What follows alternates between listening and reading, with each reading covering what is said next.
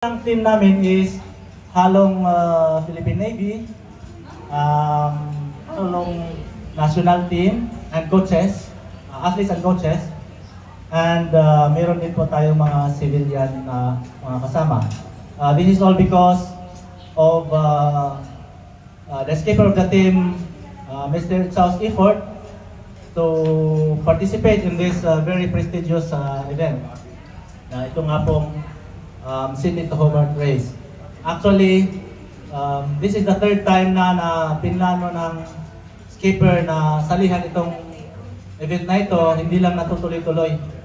So, at last, for the third time, natuloy na talaga. And, yun. Isa sa pinaka-highlights dito is yung nabuo niyang all-Filipino team dahil ayaw na ayaw po talaga niya na mahaluan ng foreign individual yung team niya. So, kaya talaga nagsikap siya na mabuo itong Philippine team na ito. And kung magtataka kayo bakit kami, meron ako naririnig kanina kung nasa Sydney lang daw ba kami nakabase. So, nanggaling pa kami sa Manila. Yung unang plano niya is meron siyang Centennial boats pa kasi na nauna pa dito sa Centennial 7. So, nabuo ang Centennial team noong 1997 pa. Nung bumili siya ng Centennial 1 na pinangalanan niya. Then, meron pa siyang mga kasamang kasosyo noon. Then, eventually, bumili siya ng pangalawang boat, pinangalanan niya na ng Centennial 2. Dahil yun sa nagsiselebrate ang Pilipinas noon ng 100 years centenary noong 1998. So doon siya nagka-idea na i-centennial na lang yung pangalan ng boats niya. And then nadagdagan pa yung boat niya, meron na siyang Centennial 3. Since meron siyang dugong Chinese, ayaw niya ng 4 and 6.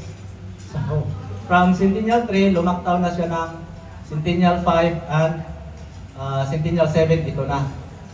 So, ang boat, dito na niya binili sa CYCA, yan up, doon siya naka-base. So, ang unang plano niya, yung Centennial 5 sana ang i-deliver namin dito, i-sail namin dito around 5,000 nautical miles. Eventually, sabi niya, mukhang mahirap para sa atin.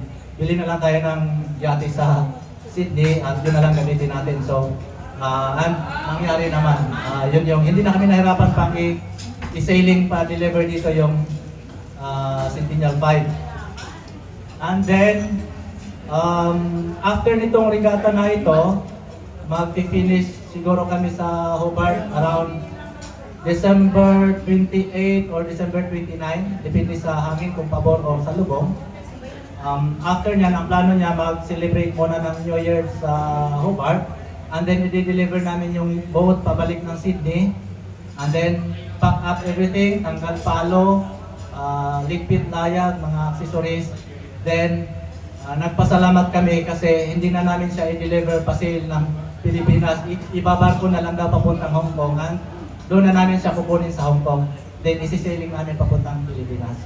So, yun po ang plano niya. At natutuwa naman kami at hindi na kami masyadong mahirapan pa mag-sailing ng 5,000 nautical miles. So, yun po ang background ng team namin, ang plano ng team namin. Nagpapasalamat kami on behalf of my team and the skipper himself sa mainit ninyong pagtanggap dito sa amin. Once again, na experience, na feel na naman namin yung camaraderie between Filipinos and the other country.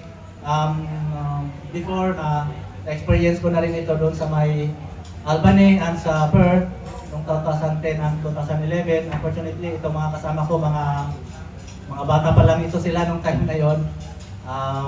Ako pa lang ang naka-experience. So yun na yung pang ano ko rin sa kanila, pang may iwan kong legacy sa kanila na ganon ka sulit yung Filipino community pag nasa ibang bansa tayo, pag nakipag gano'n lang talaga, nakikipag-coordinate lang talaga. So maraming salamat po. Pwede tawagin mo yung